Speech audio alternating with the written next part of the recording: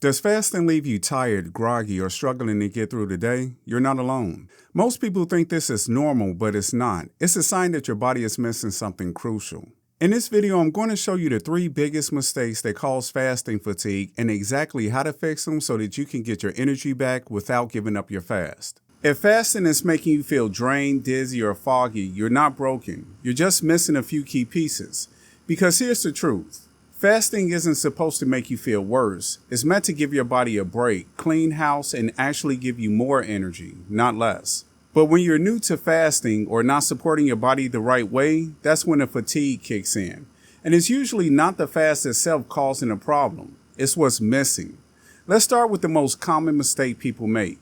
You're under-electrolyted, meaning your body is low on sodium, potassium, and magnesium, and that wrecks your energy fast. See, when you fast, your insulin levels drop, and that signals your kidneys to flush out excess water and salt. That's good for reducing bloat and inflammation, but it also drains your electrolyte levels. And electrolytes don't just keep you hydrated, they regulate your muscle function, your brain signaling, and your energy output at a cellular level. So if you're not replacing what you're losing, your body short circuits, and that's when the headaches, fatigue, and brain fog kick in. Fix it with this. Start your fast with 16 to 32 ounces of water plus a pinch of sea salt or a clean electrolyte mix. If you're going longer than 16 hours, add a little bit of potassium and magnesium glycinate later in the day. Most people feel a difference within 20 minutes. Don't fight through the crash, just correct the imbalance. Here's another reason fasting wipes you out. Your meals aren't giving your body what it needs to last. Let's say you finish eating dinner at 6 o'clock p.m. and you're fasting until 11 a.m. the next day. That's 17 hours with no food, but your last meal was just a bowl of chicken and rice? That's not going to cut it. Here's what's happening. If your pre-fast meals are too low in protein, fat, or minerals, you burn through your energy stores faster, and then your body hits the wall. That's when you start feeling shaky, tired, or irritated halfway through the fast. If you're sick of feeling bloated and sluggish, grab my 7-day carnivore gut reset. It's a simple step-by-step plan that gets your gut back on track fast. The link's right below. It's free. Here's the fix. You want your final meal before a fast to be anchored in protein and healthy fat, not just carbs. Think grilled chicken thighs with avocado and steamed greens. Eggs cooked in butter with some salmon and sauteed spinach. Ground beef with olive oil and roasted zucchini. That combo slows digestion, gives your body stable fuel, and keeps your blood sugar steady deep into the fast. And don't skip the salt. Adding high minerals, sea salt, or even sipping on a little bit of bone broth during your eating window can top off your electrolyte stores before the fast even starts. So, if fasting makes you feel worse, it's not a fasting problem, it's a fueling problem. And when you fix your meals, fasting starts to feel like a power-up, not a crash. Now, let's talk about something that backfires hard, especially if you're trying to lose weight. Working out too hard during your fast. Now, don't get me wrong, fasted workouts can be great when done strategically. They boost growth hormone, help burn fat more efficiently, and train your body to use fuel better. But here's the problem. If you're already feeling tired and you push into a high-intensity workout without fuel, you're going to crash hard.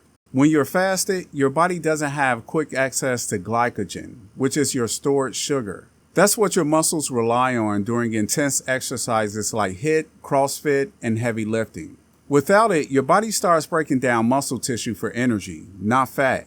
And even worse, you'll spike your cortisol, which can lead to stubborn belly fat, poor sleep, and even more cravings later on in the day. Here's the fix. If you want to train fasted, stick to low to moderate intensity exercise. Think walking, light resistance training, some calisthenics, yoga, or mobility work. These types of movements support your metabolism, keep your energy steady, and don't overstress your system. Save your harder workouts after you've broken your fast with a solid protein meal. You'll recover better, feel stronger, and keep your hormones happy. Now here's something most people never connect to fasting fatigue. Your sleep and stress hormones.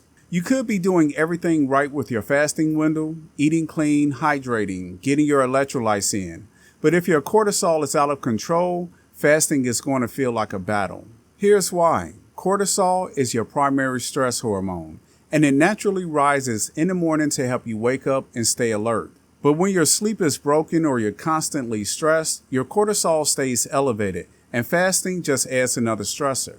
The result? You wake up tired, your energy crashes by noon, and your body starts fighting the fast instead of benefiting from it. Now mix it with low sleep plus fasting plus caffeine, and you've got a recipe for hormone chaos, not fat loss. Here's how you can reset that pattern. Number 1, prioritize quality sleep. Aim for 7 to 9 hours of consistent sleep, ideally with no late night screens, eating, or caffeine past noon. Number 2, morning sunlight. Expose your eyes and skin to natural light within the first 30 minutes of waking. That resets your internal clock, helps regulate cortisol, and improves fasting focus. Number 3, breathe before you break your fast. Use a simple box breathing exercise like inhale for 4 seconds, hold for 4, exhale 4, hold 4. Do this during the fast to keep your nervous system calm.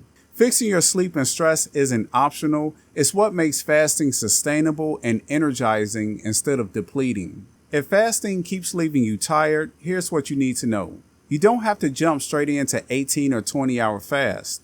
And honestly, you shouldn't.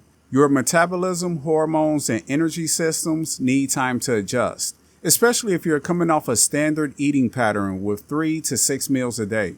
Fasting is like training a muscle. You build the skill and resilience over time. Here's how you can do it right. Number 1, start with a 12-hour overnight fast.